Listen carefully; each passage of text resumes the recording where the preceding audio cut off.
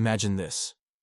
A deep space observatory, located on the far side of the moon, suddenly detects something impossible. A signal. Complex, structured, and undeniably artificial. But here's the part that sends chills down every scientist's spine. It's not just a message. It's a distress call. Someone, something, is out there, desperately reaching out for help.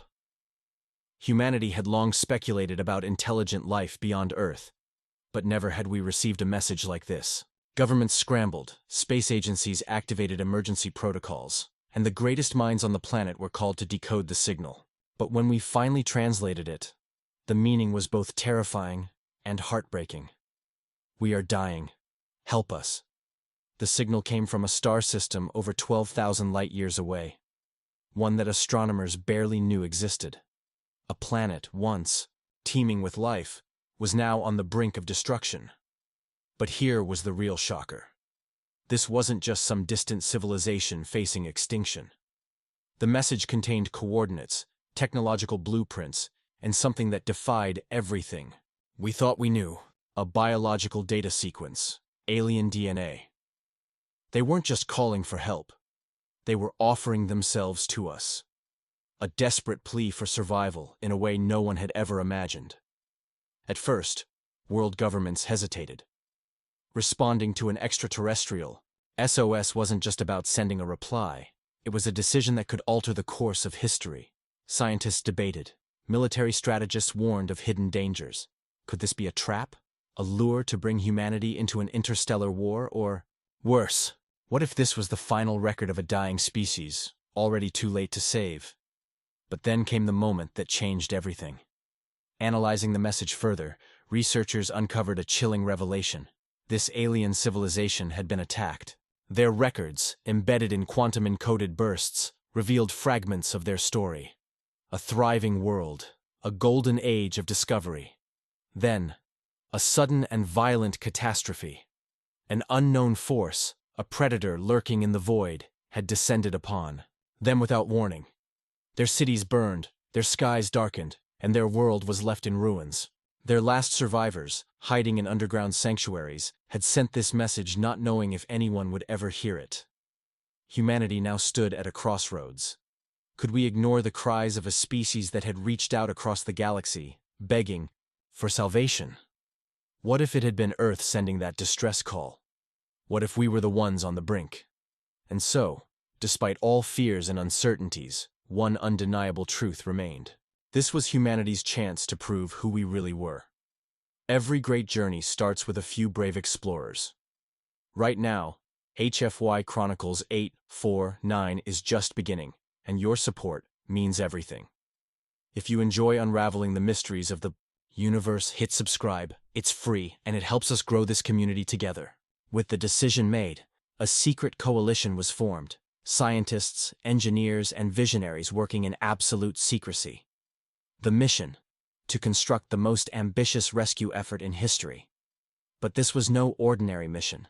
This was humanity's first step into a cosmic battleground, one where the rules were unknown, and the dangers unimaginable. Would we reach them in time? Or were we already too late? The weight of the decision pressed down on the leaders of Earth. A distress call from an unknown civilization. A plea for help echoing across 12,000 light-years of space. The implications were staggering.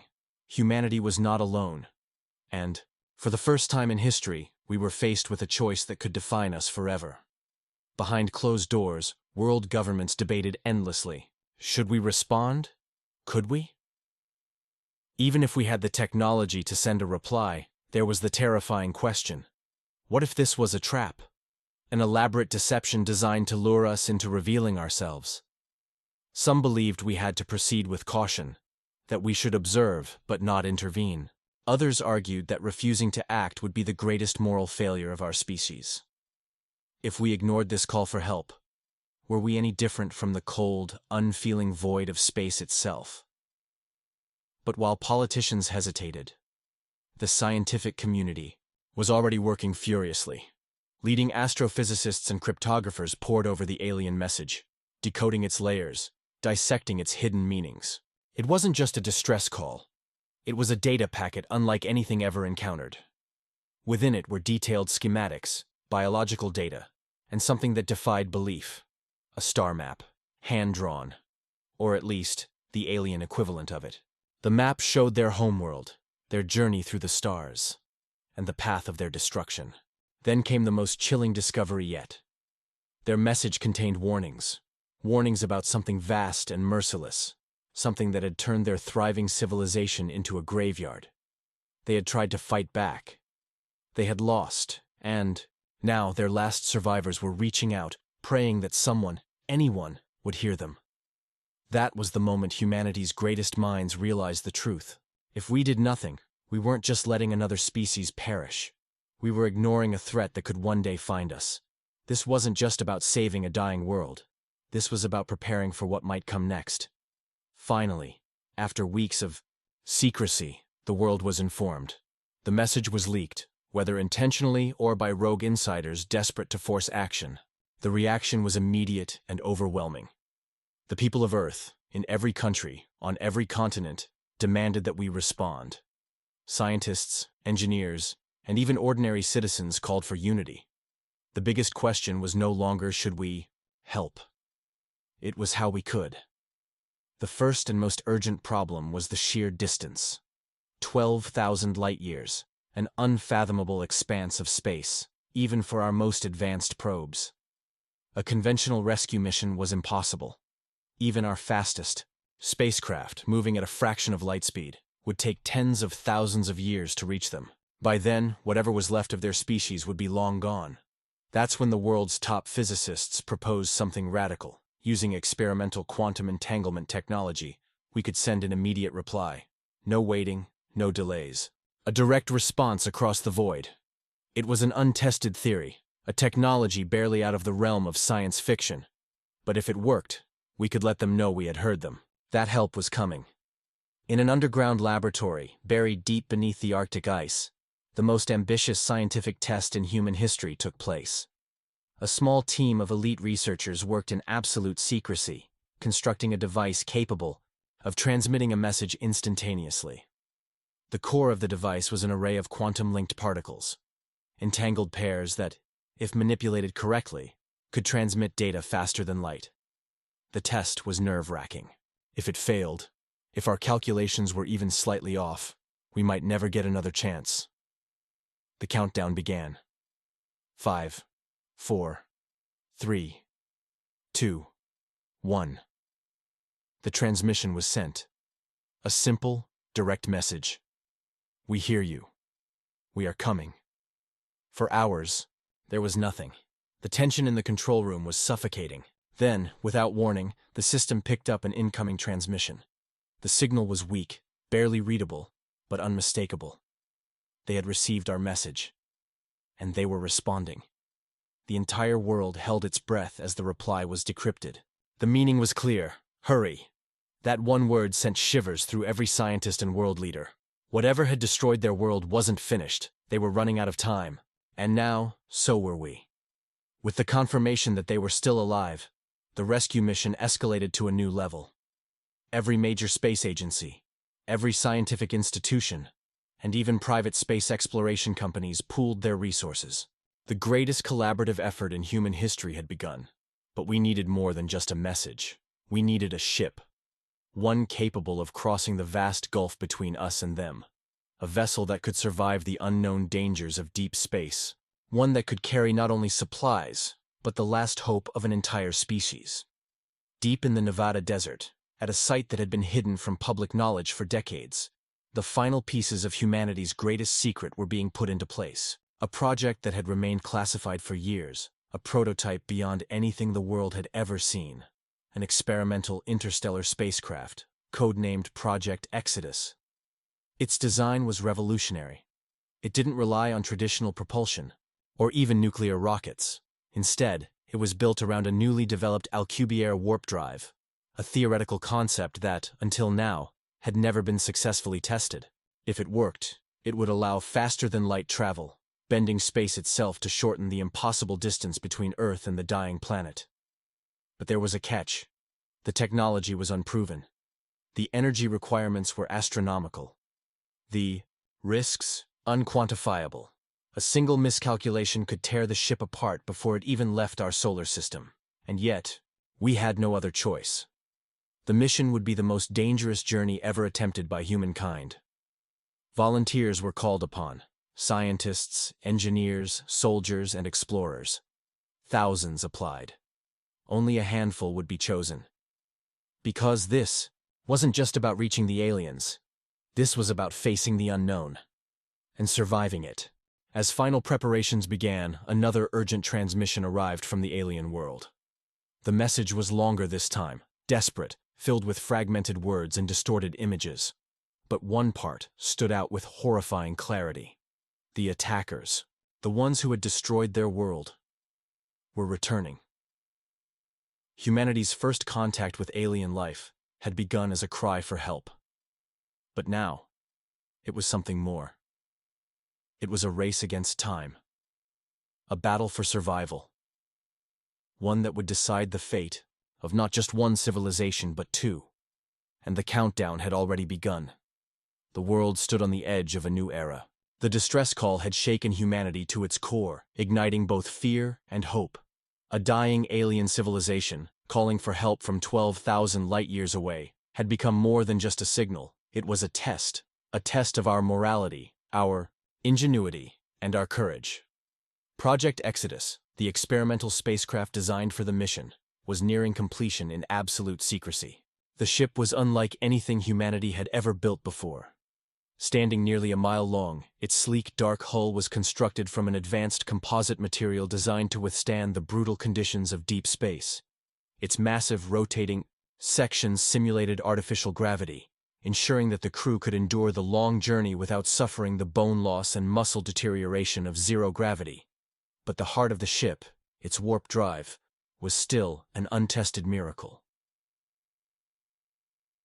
The Alcubierre drive, a concept once confined to theoretical physics, was humanity's only hope. Instead of propelling the ship through space, it would compress space in front of it and expand it behind, effectively allowing the ship to surf faster than light without violating the laws of physics.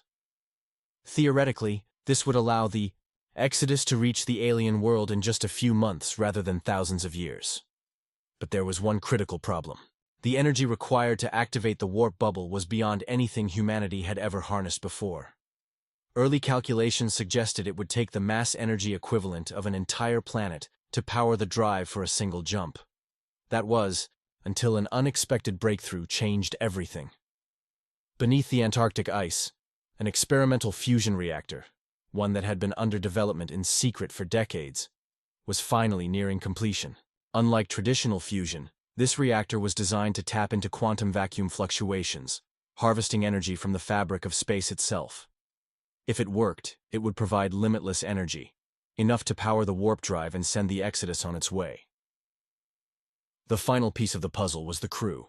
Humanity's best and brightest had come forward.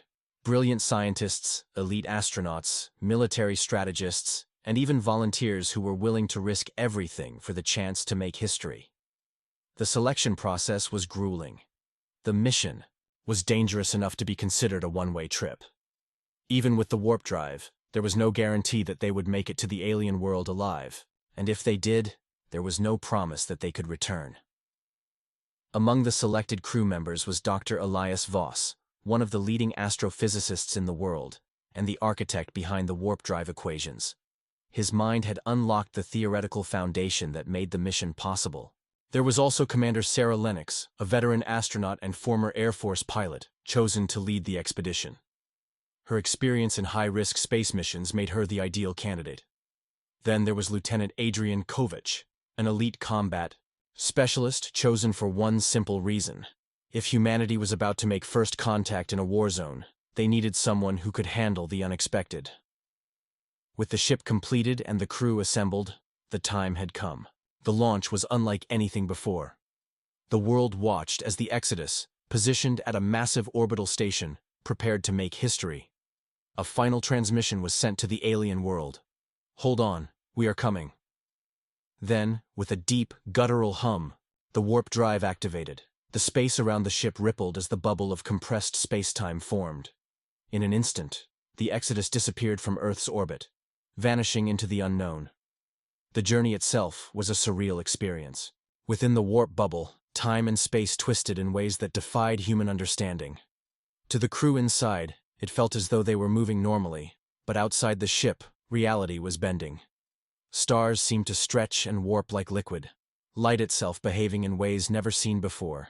The mission was on schedule. The calculations were precise.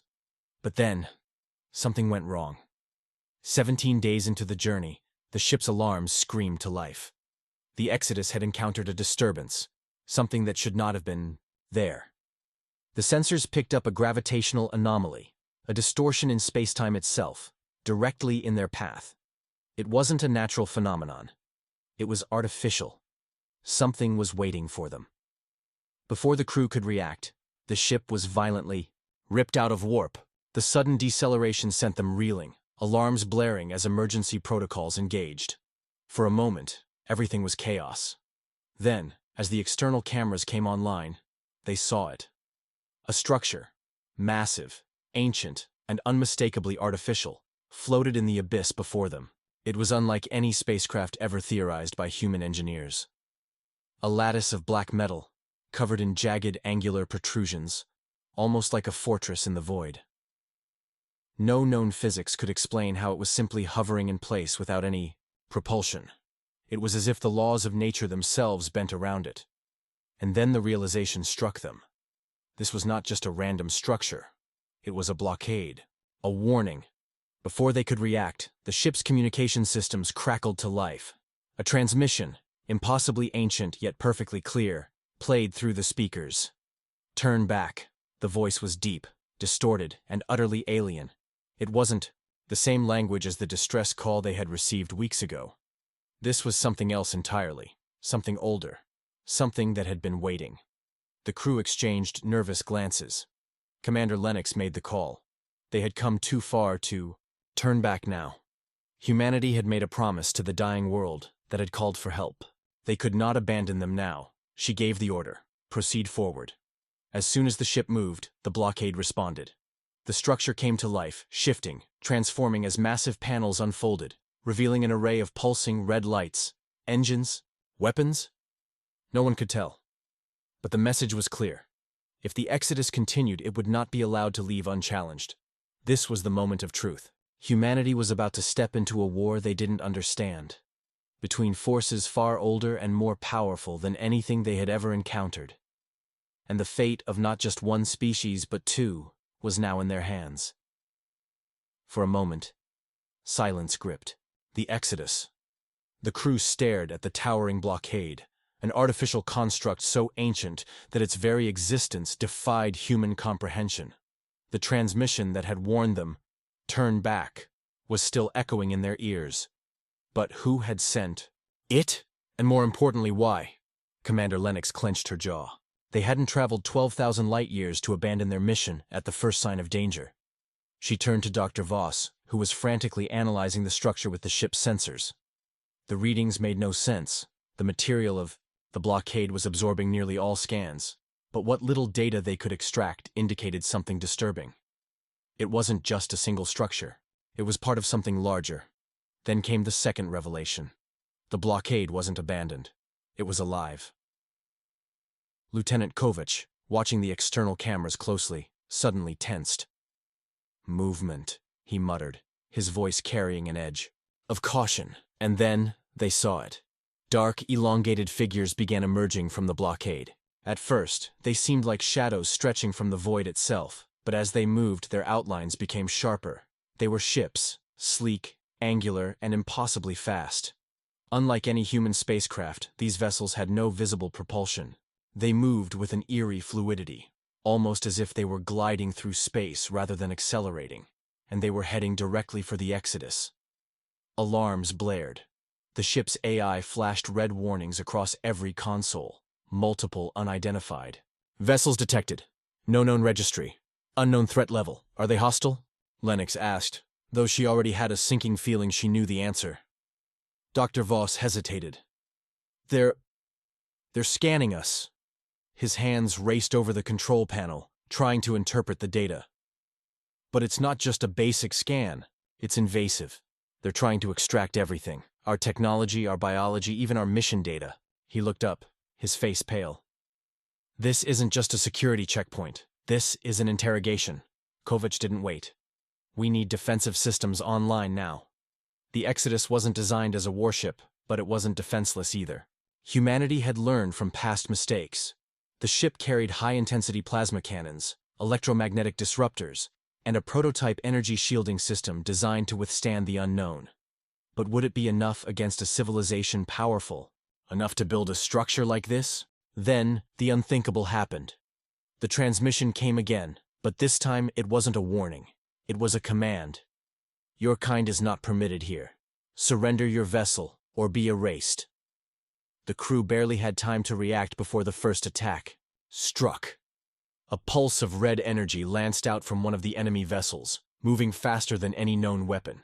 The Exodus's automated defense systems barely had time to respond before the shields flared under the impact. The ship rocked violently, and warning lights flooded the control room. Commander Lennox grabbed onto the console, stabilizing herself. "Damage report!" "The shield absorbed most of it," said Lieutenant Kovac, his fingers flying over his console. "But whatever that was, it wasn't a conventional weapon. It was testing us." Dr. Voss's eyes went wide as he examined the readings. "They're measuring our defenses. That wasn't an attack. It was a calibration shot. They're determining the exact amount of force needed to destroy us." That was all Lennox needed to hear. "Evasive maneuvers. Activate countermeasures." The Exodus came alive, thrusters firing as the ship twisted away from the blockade. Automated defense turrets emerged from the hull, firing back with rapid bursts of plasma energy. The first few shots missed. The enemy ships moved like phantoms, vanishing and reappearing in erratic patterns. But then, one of the plasma bursts hit home, a direct impact. The enemy vessel shuddered, its sleek black surface warping under the attack. But what happened next was far from expected. Instead of exploding or showing any clear damage, the ship absorbed the plasma. The energy rippled across its surface like liquid, and then the ship grew. Dr. Voss gasped. "It's adapting. It's consuming energy. Our weapons are making it stronger," Lennox cursed. "Switch to kinetic rounds. Now!" New orders were sent to the automated defense systems. High-density railgun rounds fired into the void, striking one of the incoming ships. This time, the result was different. The impact caused the vessel to shudder violently, its dark form splintering into fragments before vanishing into the abyss. "It worked," Kovac breathed. "Whatever these things are, they're weak against physical impacts. Energy won't stop them, but raw force can." For a brief moment, there was hope. They had a chance. But then, the blockade changed. The towering structure, which had remained passive until now, reacted. Red fissures of energy raced across its surface, and suddenly, the entire thing began to shift. Massive plates of alien alloy, reconfigured, and from the depths of the construct, a larger entity emerged. A ship, if it could even be called that. It was a colossus, easily the size of a city, its surface covered in shifting black panels that pulsed with a deep crimson glow. If the smaller ships had been scouts, this was their warlord. The Exodus was now facing something far beyond anything humanity had ever imagined. A new transmission came through, but this time, it wasn't in the cold, authoritative voice of before. It was different. Older. Ancient. "You were warned. Now you shall understand." The Colossus unleashed hell. A gravitational wave surged toward the Exodus.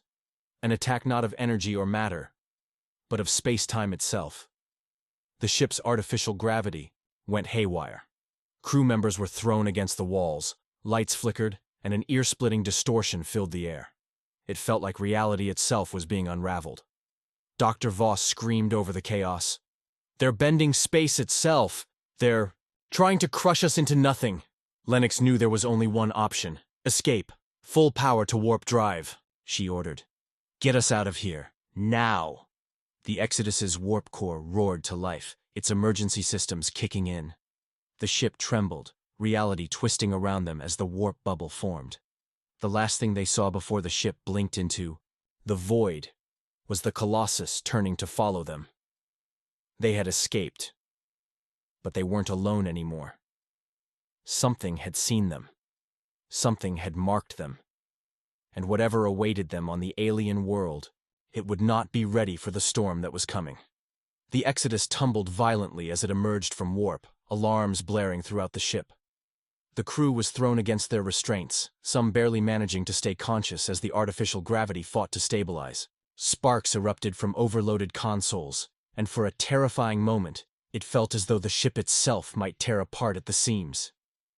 Then, silence. The ship drifted in the dark void, distant stars twinkling through the observation deck's reinforced glass. The warp jump had succeeded. They had escaped, but at what cost? Commander Lennox forced herself to stand, her entire body aching from the gravitational distortions they had endured. "Status report," she demanded, her voice hoarse. Lieutenant Kovich, his fingers flying over the console, coughed before responding. "Warp drive is offline. Took severe damage from whatever that thing hit us with. Shields are at 20%. Weapon systems barely operational. We're running on emergency power." Dr. Voss rubbed his forehead, his mind racing. The gravitational attack wasn't just a weapon. It was a message. That entity, that Colossus, it didn't just want us gone. It wanted to break us before we could ever return. Lennox exhaled, glancing at the view screen. "Did we manage to reach the coordinates?" Kovich adjusted the navigation display, scanning their surroundings. The data came in slowly, but the answer was clear. "Yes," he said finally. "We made it." There it was, floating in the endless black, suspended in a region of space untouched by human presence. A world unlike any they had ever encountered. The planet. The one that had sent the distress signal. A massive, twilight-covered sphere, its surface a swirling mix of deep blues and ashen grays. Towering storm systems churned in its atmosphere, creating a hypnotic dance of dark and light. Massive fissures marred its landscape, stretching across entire continents, evidence of past cataclysms or something far worse. Most disturbingly, orbiting high above its surface was wreckage, a graveyard of shattered ships, some ancient beyond. Measure, their hulls marked with scars of battle and decay. Dr. Voss swallowed hard. It's a battlefield." Lennox nodded grimly. "And we might be next, if we're not careful." As the crew tried to make sense of their surroundings, the ship's AI interrupted with a chilling announcement. "Incoming transmission. Detected. Signal source. Planet's surface." The crew froze. The distress signal. It was still active. "Patch it through," Lennox ordered. A burst of static filled the speakers, followed by a deep, distorted voice. It was alien, yet eerily familiar, as if layered with traces of a dozen different languages, shifting and adapting in real time. "You have come against all odds, against the will of the gatekeepers." The name sent a shiver down Lennox's spine. Gatekeepers. Was that what those beings were? The ones at the blockade? The voice continued, each word heavy with exhaustion. "We are the last of a world that once thrived. You heard our call, but you do not understand what you have stepped into." Dr. Voss leaned closer to the transmission console. "Who are you?" The response was haunting. "We were the Votary, once. A civilization of builders, dreamers, explorers, much like you. But we were foolish. We touched knowledge we were not meant to wield.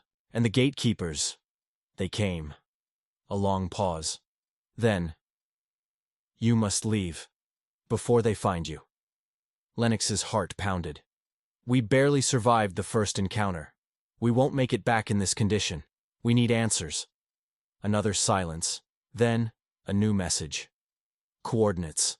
Land here. If you wish to know the truth. But know this. Truth carries a cost." The transmission ended. Lennox turned to her crew. "I need options." Kovich sighed, rubbing his temples. "With the damage we took, our long-range capabilities are down. Even if we wanted to leave, we'd be limping across the stars for years. Our best bet? We land, get supplies, find out what happened here. Dr. Voss hesitated. Commander, we don't even know what's waiting for us down there. Lennox's gaze hardened. We already met the enemy. We might as well meet the ones who sent the signal. With that, she gave the order. Descend. The Exodus adjusted its trajectory, thrusters firing as it began its slow approach into the alien world's atmosphere. The storm clouds churned violently as they entered, their ship rattling as it sliced through the thick, turbulent air. Lightning crackled in the distance, illuminating the ruined landscape below, massive structures, half buried beneath layers of ash and time. Skyscrapers, toppled like brittle bones. Roads, now fractured rivers of molten rock. As they neared the designated landing site, a massive structure came into view. A monolithic fortress, its dark spires piercing the sky, glowing faintly with power that should have long since died. It was waiting for them. A remnant of the past. A place where the last survivors of an empire long fallen had called for help. And humanity had answered. The Exodus broke through the thick, storm-laden clouds, its hull trembling under the pressure of the turbulent atmosphere. Lightning arced across the sky, illuminating the ruins below in eerie flashes. The alien city stretched out beneath them, a vast, decaying metropolis, its skeletal towers jutting toward the heavens like gravestones of a civilization long dead. Rivers of molten rock carved glowing veins through the cracked earth, and the distant rumble of seismic activity underscored the planet's restless nature. Commander Lennox stood firm on the bridge, her eyes locked onto the towering fortress that loomed ahead. The structure was massive, built from dark, weathered metal that pulsed faintly with an unknown energy source. This was where the signal had originated. This was where the last of the Votari had called for help. Kovach's hands flew across the console as he stabilized their descent. Thrusters are barely holding, Commander. If this storm gets any worse, we're going to have a hell of a time getting back up. Lennox nodded. Let's make sure we don't overstay our welcome then. Bring us in slow. The Exodus descended toward a landing platform protruding from the fortress's main structure. The surface was cracked and worn, covered in layers of dust and debris. The ship's landing struts extended, and with a final jolt, they touched down. For a long moment, no one moved. The silence that followed was almost deafening. Dr. Voss exhaled. We made it. But the question remained. Who was waiting for them? Lennox activated the external scanners, sweeping the surrounding area. The fortress radiated power, though its systems seemed old, damaged, yet still alive. There were signs of movement within, faint biosignatures, too weak to be anything more than a handful of survivors. Then, the ship's AI spoke again. Proximity alert. Unidentified entities approaching. Lennox's pulse quickened. Where? A holographic display flickered to life, marking several heat signatures emerging from the fortress's interior. They're coming to us, Kovach muttered. Lennox grabbed her sidearm. Then let's give them a proper introduction. First, contact with the last of the Votari. The airlock doors slid open with a low hiss, revealing the planet's harsh, dust-filled air. A thin, reddish mist clung to the ground, swirling as the first figures emerged from the darkness of the fortress. They were Votari, but not as they once had been. Their bodies were thin, frail, clad in tattered robes and adorned with mechanical implants that pulsed weakly with failing energy. Their skin was a faded silver blue, now marred by scars and signs of malnutrition. Their eyes, once bright and intelligent, held the hollow look of those who had seen too much suffering. The tallest among them stepped forward, a being whose remaining strength seemed to be held together by sheer willpower. His voice, when he spoke, was layered with both organic resonance and the static crackle of his failing cybernetics. You are the ones who answered. Lennox lowered her weapon, but did not holster it. We received your signal. You asked for help. The Votari leader exhaled, a sound that was almost a sigh of relief. And yet, you do not understand the danger you have placed yourselves in. Dr. Voss took a cautious step forward. We need to understand. Who were the gatekeepers? What happened to your people? The Votari leader hesitated. Then, with a slow motion, he gestured toward the fortress's interior. Come inside and see the end of a civilization. The truth of the gatekeepers. The interior of the fortress was a tomb. Walls once adorned with golden inscriptions were now scorched with the marks of plasma fire. Holographic projections flickered in and out of existence, displaying scenes of what the Votari once were, thriving, brilliant, dominant. But then the projections changed. The golden cities fell, engulfed in storms of fire. The skies turned black with towering, unnatural machines descending from above. And then, them. The gatekeepers. They were vast, living constructs, monstrous entities of shifting metal and gravity-warped forms. They did not speak. They did not negotiate. They simply erased. The gatekeepers were not conquerors, the Votari leader murmured. They were not invaders. They were something far worse. They were custodians of the cosmos, enforcers of an ancient order. Lennox frowned. Enforcers of what? The Votari's hollow gaze met hers. A rule that no species, no matter how advanced, may exceed their place in the natural hierarchy. A long silence followed. Dr. Voss's voice was barely above a whisper. You advanced too far. The Votari nodded. We built wonders. We reached across the stars. We created gods of our own making. And the gatekeepers came to remind us that we were nothing. Kovach clenched his fists. And they left you like this? They left us as a warning. The Votari leader's voice was laced with something dark. We are ghosts of what once was. And now you, humans, stand on the same precipice we once did. Lennox exhaled sharply. That means they'll come for us too. The Votari leader simply nodded. Silence fell over the room. For the first time, Lennox felt a deep, unsettling dread. Humanity had always thought itself destined to rise, to expand, to claim its place among the stars. But if the Votari were telling the truth, then they were not the first to think that way, and they would not be the last to fall. The choice, the Votari leader's voice was quiet when he finally spoke. There is still time. You can leave this place. Erase all record of this world. Abandon your ambitions. Perhaps, if you retreat, the gatekeepers will not see you as a threat. Lennox narrowed her eyes. And if we don't?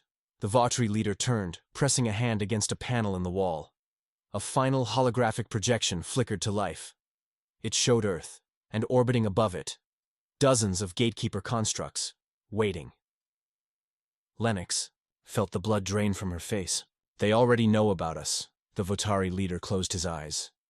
Then your fate is already sealed. Lennox exchanged a look with her crew. The weight of history, of extinction, pressed down on them. But there was one difference between humanity and the Votari. Humanity had never been one to run. Lennox squared her shoulders. We need to get back to Earth. We need to warn them. And if war is coming, then we need to be ready. The Votari leader's expression was unreadable. You would fight? Lennox's voice was cold, steady. If the gatekeepers think we're just going to lie down and accept their rule. She met the Votari's gaze. Then they have no idea who they're dealing with. The Votari leader hesitated. Then, for the first time, something flickered in his gaze. Hope. The silence was broken by Kovach's voice. Commander, the storm's getting worse. If we're getting off this rock, we need to go now. Lennox turned back to the Votari. Come with us. You don't have to die here. The leader smiled sadly. My time is done. But yours is just beginning. The Exodus powered up, engines roaring. Humanity had learned the truth, and now there was only one thing left to do. Prepare for war.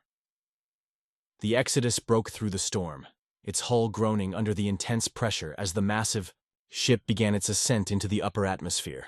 The planet that had once served as a beacon of hope, a dying call from a desperate civilization, began to shrink below them.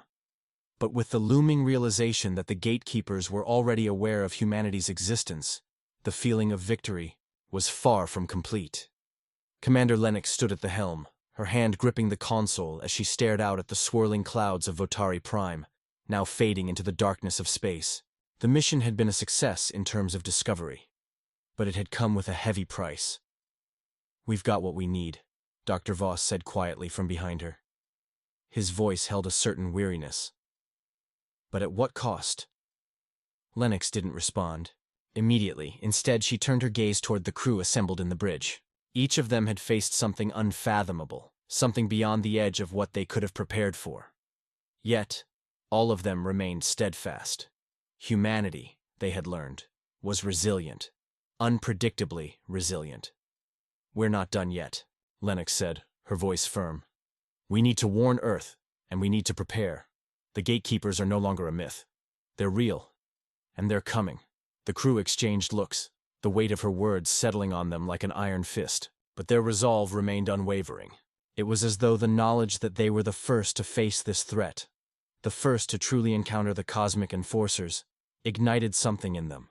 Pride, perhaps, but also a terrifying clarity.